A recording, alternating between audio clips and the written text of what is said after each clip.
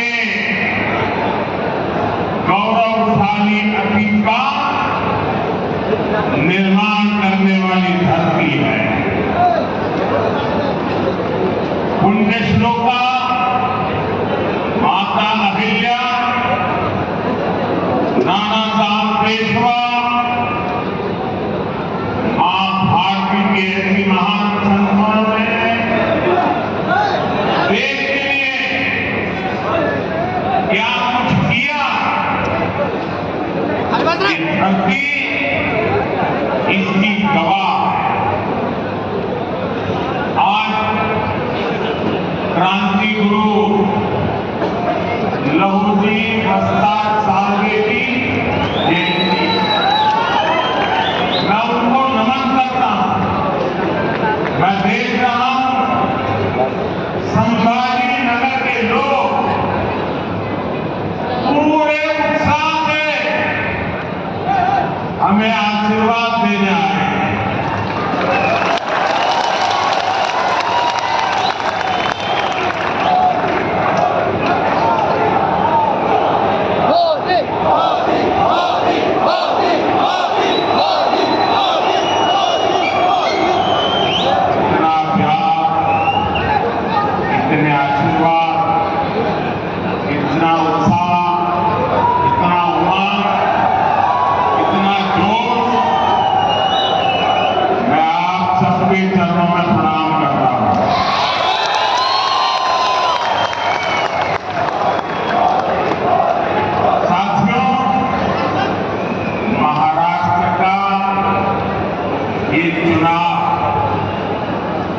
केवल नई सरकार चुनने का चुनाव नहीं है,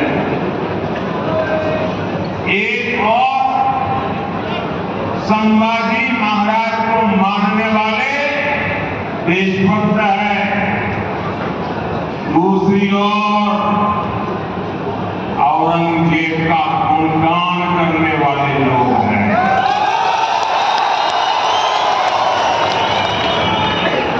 पूरा महाराष्ट्र जानता है छत्रपति संभाजीनगर को, उसका ये नाम देने की मांग बाला साहब ठाकरे ने उठाई।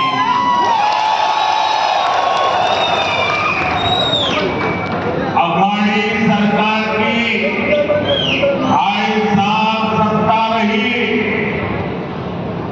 लेकिन कांग्रेस के दबाव में इन लोगों की हिम्मत नहीं हुई, जबकि महायुति सरकार ने आते ही इस शहर को छत्रपति संभाजीनगर का नाम दिया।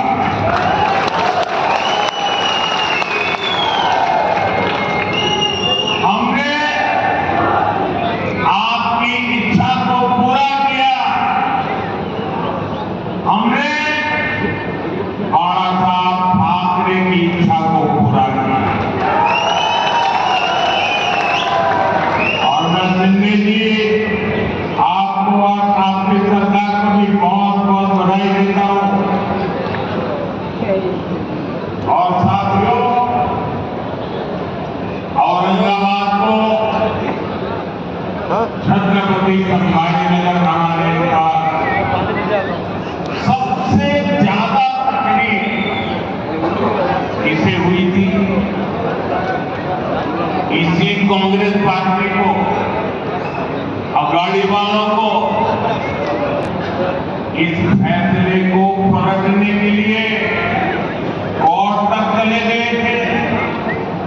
आप मुझे बताइए, जिन्हें संभाजी महाराज के नाम पर आपत्ति है,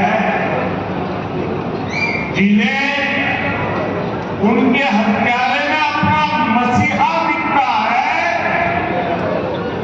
ये लोग महाराष्ट्र और मराठी स्वाभिमान के खिलाफ खड़े हैं कि नहीं खड़े हैं? ये लोग हमारी पहचान के खिलाफ है या नहीं है? महाराष्ट्र क्या कभी भी ऐसे लोगों को स्वीकार करेगा क्या? साथियों, महाराष्ट्र को विकसित भारत के विजन का नेतृत्व करना है। बीजेपी और महायुति इसी संकल्प को लेकर काम कर रहे हैं। इसलिए आज महाराष्ट्र में आधुनिक इंफ्रास्ट्रक्चर का निर्माण हो रहा है। आज समृद्धि महामार्ग संभाजी नगर से होकर गुजर रहा है। मराठवाड़ा, बीदर और मुंबई से सीधे जुड़ गया है।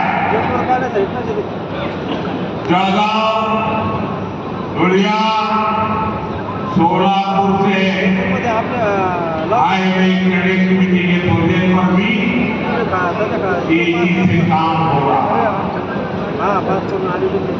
इस पूरे क्षेत्र में रेलवे को आधुनिक बनाया जा रहा है। साथियों, महायुति सरकार बनने के बाद देश में सबसे ज्यादा निवेश फॉरेन डायरेक्ट इन्वेस्टमेंट अगर कहीं हुआ है तो मेरे महाराष्ट्र में हुआ। इसके लिए भी आपको और आपकी टीम को बधाई। आज का एक बहुत बड़ा लाभ आप लोगों को हुआ। अकेले इस क्षेत्र में अब तक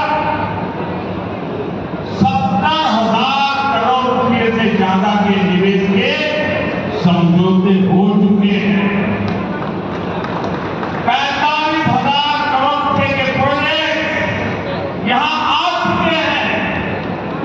आने वाले समय में बहुत सारी बड़ी बड़ी कंपनियां हमारे यहां काम करेगी।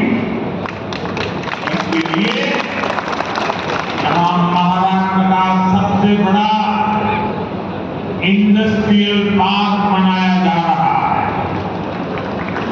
और इस सबका नतीजा क्या है?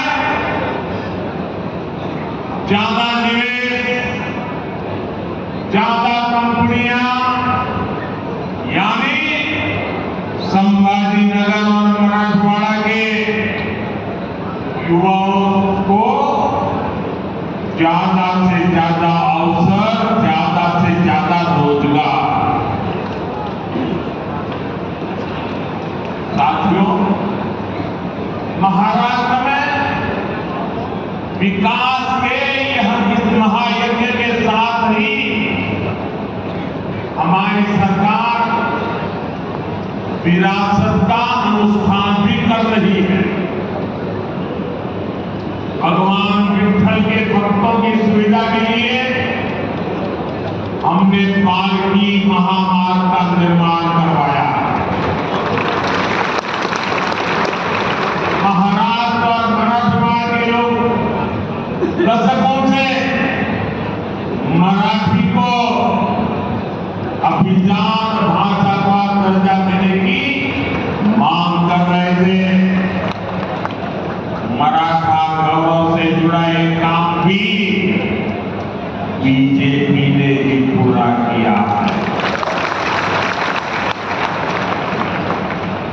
साथियों, अगाड़ी वालों ने महाराष्ट्र की परेशानियों को बढ़ाने के अलावा कोई काम नहीं किया।